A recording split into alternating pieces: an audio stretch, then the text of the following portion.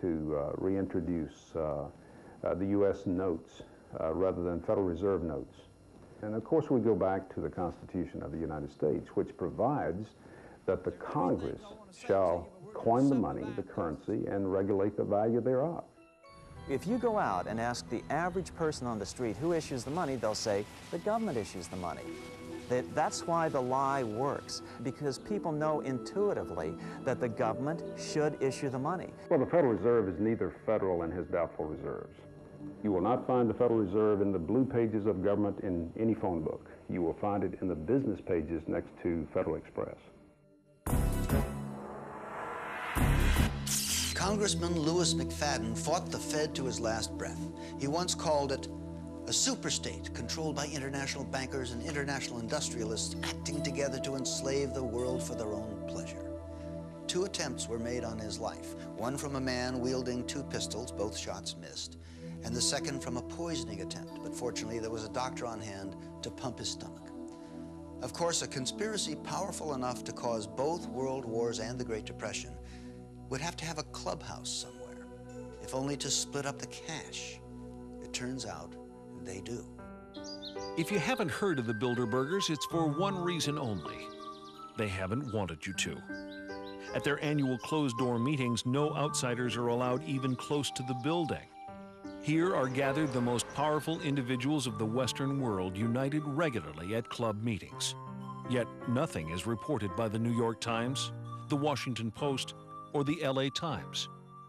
What really fascinates me is the complete blackout in the American press.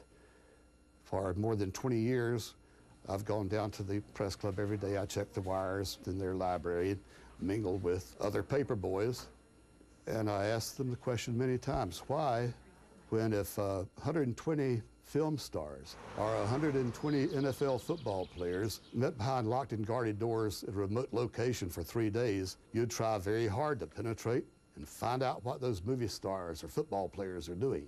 Well, I had no curiosity at all when 120 of the world's most powerful financial leaders and political leaders meet for 3 days in a remote location behind armed guards in a complete blackout. Well, I had no curiosity. Actually, quite a bit of security, but it's discreet. So what would happen if someone tried to sneak through the trees back there? I don't know. I wouldn't want to try it. What we do hear coming out of those meetings is incredible about the plans of the New World Order to consolidate power.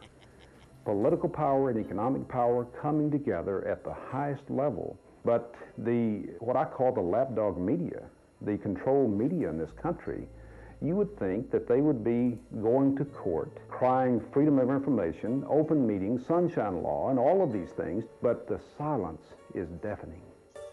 Attendees at recent Bilderberg meetings have included Presidential Advisor George Stephanopoulos, Senator Sam Nunn, David Rockefeller, former Senator Lloyd Bentsen, and Henry Kissinger.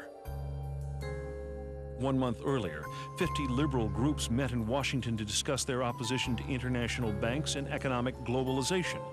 In reaction, one of the major items on the Bilderberger agenda was the role of liberals in various organizations.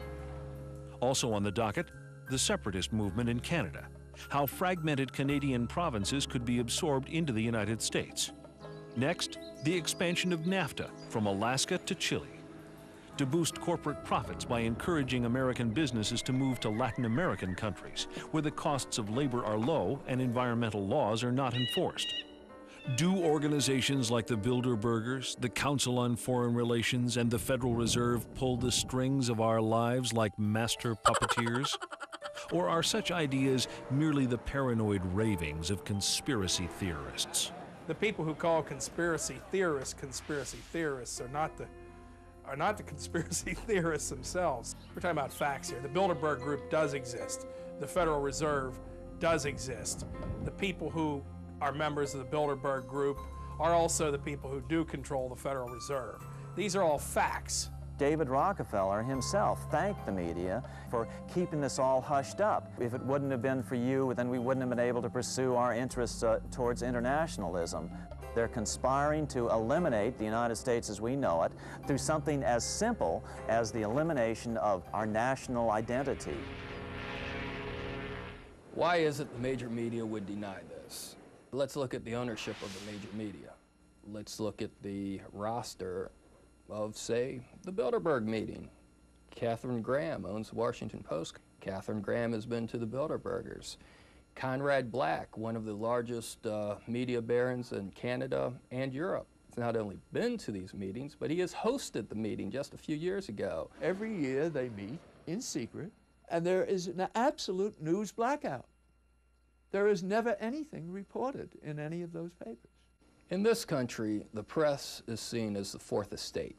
You know, you've got the judiciary branch, the legislative branch of government, the executive branch of government. Then you're supposed to have the press keeping an eye on these three. If leaders from these three are working with other leaders around the world to determine economic policy, wars, human rights, etc., then yes, the press has a responsibility to get in there and to inform people. But just 2 years ago, I think 1997, the First Lady attended the meeting in Georgia. A few papers in Georgia picked it up, but this is the First Lady at a meeting with people who really arguably want to rule the world. You know, that should have been front page news.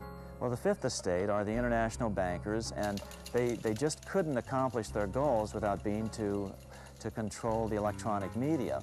Now, what they hate more than anything else is this outbreak amongst the internet, cable TV, radio talk shows. That's what they can't control. They need control, and without it, they aren't going to get what they want. Of course, one person's sinister conspiracy could just be another person's private affair. The Bilderberg is a clubby atmosphere. That's what it is, really. It's a clubby affair, by invitation only. Now, when you see groups like Council on Foreign Relations, Bilderbergers, Trilateral Commission, you have to remember bankers work internationally, and the central banks in all countries work together. And they do this through special groups. They formed the Council on Foreign Relations at the Versailles Peace Conference after World War I.